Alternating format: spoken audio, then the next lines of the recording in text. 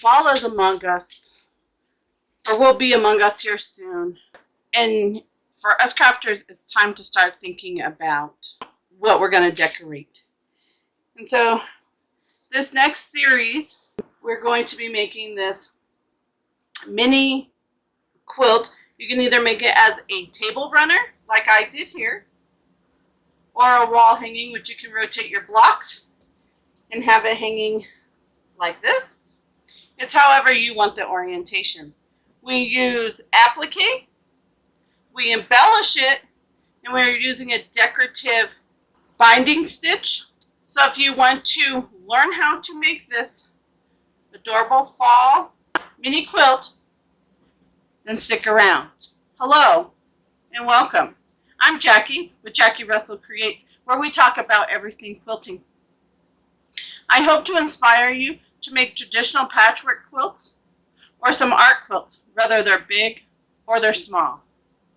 So let's get started. We're going to start with one block per video, and then we're going to have the assembly in another video, and then I will have a full video of the whole process later on. So be sure to check out the playlist. It'll be linked in the description below and at the end of each video to be able to see each quilt block being made. And you can also get the pattern. The link is in the description, but it will be up on my Etsy shop. You can get each individual block separate, or you can get the whole quilt pattern as one. So let's get started. We are going to be doing the acorn block with the fall berries coming up out of the background. We're going to be doing some hand stitching, some applique, and some decorative stitching. I think that's about it. You're going to need background fabric. This 12.5-inch square. For the acorn top and the acorn bottom, you can do however you would like. You are going to need a 6-inch square for each piece. This piece I actually fussy cut. I laid my template on there to get the design right where I wanted it. And then for the leaves, you're going to just need some scraps. Well, it's looking like a 12-inch square, just enough that you can get some leaves on. I did 2 different colors. You could do the same color. And then you're going to need some red beads. I'm using beads from the dollar store. And then matching thread. So, hello and welcome. My name is Jackie with Jackie Russell Creates, where we talk about everything quilting. I hope to inspire you to make traditional patchwork quilts and some art quilts, whether they're big or they're small. So with that, let's get started. So to get started on this, you just need the acorn template and the leaf template. And what you're going to do is you're going to take your template, you're going to trace it on the paper side of your heat and bond. In the pattern, you'll have it where it's normal, and then it's going to be also mirrored images. So depending on if you're doing heat and bond or if you're doing the wax paper method, you will have both of them. Then you iron it onto the back side of your fabric after you've cut out roughly around the shape. That way you don't waste much of your heat and bond. And now we're going to just cut it out along the lines for our shape.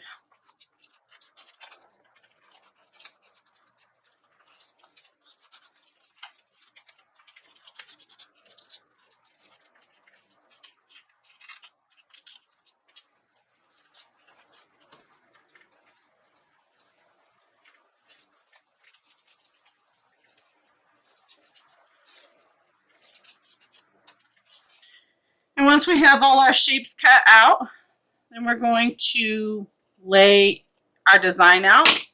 I like to lay it out kind of with the paper backing so I can kind of see. But to remove the paper backing, I'm just going to score it. That's just the needle that I'm going to be using later on. So you're just going to score it. By scraping across there, you can see it's just going to give it a little rip or tear in there that you can easily pick up, and then you don't have to fight with the paper backing on the edge to get it to start. Just a simple little technique there, little tip. Okay, so I'm just going to kind of lay this out. I know the acorn's going to be on top of the leaves. I want to make sure that I'm leaving 1/4 of an inch or more along the edge here. But I also want to make sure I have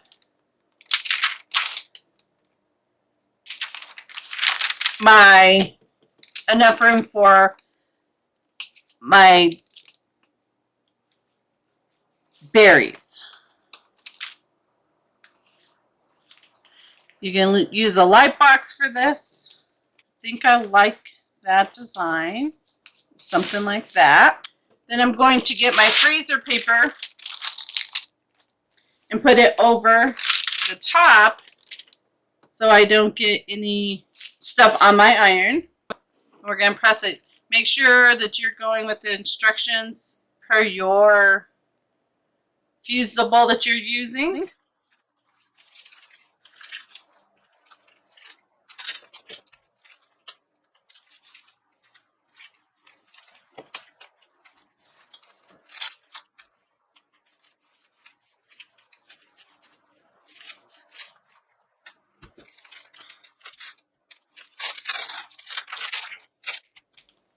Just making sure all the little fingers of the leaves are attached down.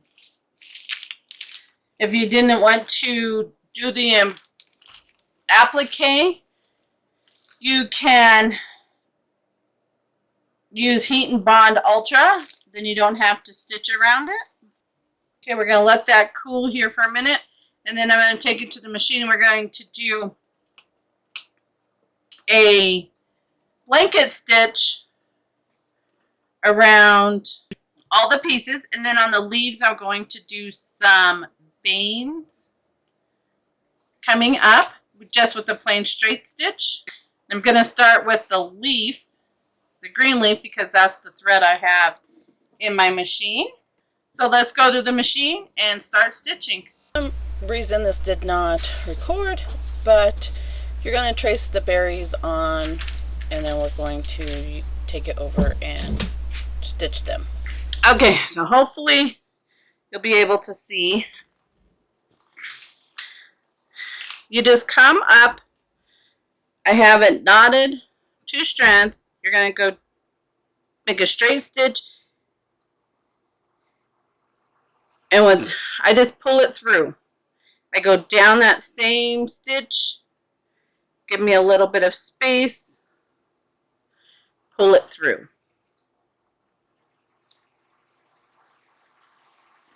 To back stitch, and that's just how I'm going to do the vines. When I get to the top of the stem, I'm going to add a bead.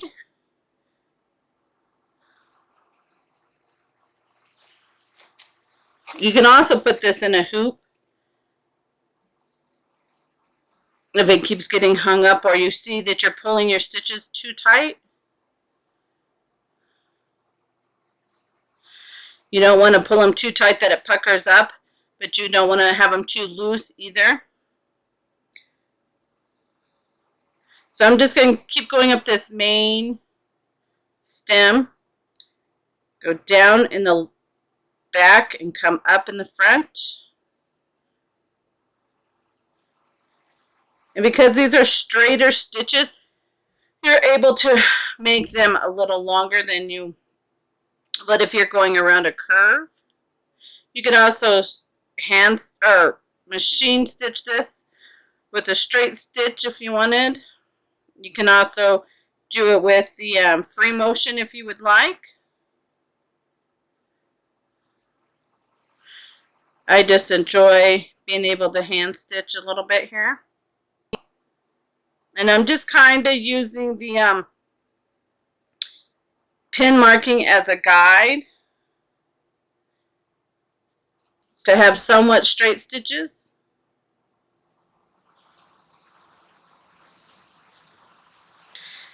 But as we all know, no branch is perfectly straight, so it's okay if it's not. So I'm going to finish stitching this, and we'll be back for the final review. So here is our finished block, the last one in this series. The next video, we will be assembling the border and the sashes and putting the whole thing together to make either a wall hanging or a table runner. So if this is something you enjoyed, please give it a thumbs up and comment below what your favorite part of fall or autumn is. And if you're new here, please hit the subscribe button and the notification bell so you know the next time I upload a video. I upload most Tuesdays, Thursdays, and Saturdays. And we make all kinds of fun little projects. Until then, happy quilting, my friends.